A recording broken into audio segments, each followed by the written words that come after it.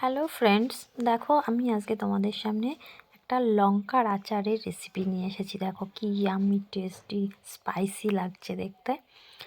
তো এই লঙ্কার আচারটা আমার হাজব্যান্ড বানিয়েছে, তো আমি তোমাদের সামনে রেসিপিটা তুলে ধরছি। দেখো, মাঠের থেকে কাঁচা লঙ্কা তুলে এনে এগুলোকে ভালো করে ধুয়ে চিড়ে নেওয়া হয়েছে। তারপরে এর ভিতরে একটা ভাজা মশলা বানানো হয়েছিল। মৌরি, গোটা ধনে, হলুদ, সর্ষে এগুলোকে মিক্সিতে ড্রাই করে তারপরে মিক্সিতে মিক্সার করে এগুলোতে মেশানো হলো।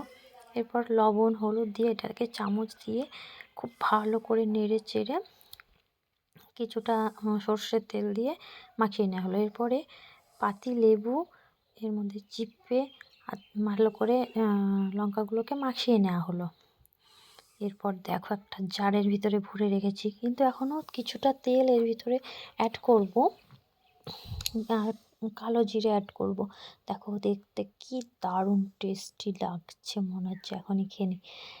এর মধ্যে এবার কালো জিরেগুলো দিয়ে দিল, আর কিছুটা তেল ঠান্ডা করার জন্য রাখা হয়েছে, তেলটাকেও দেয়া হবে।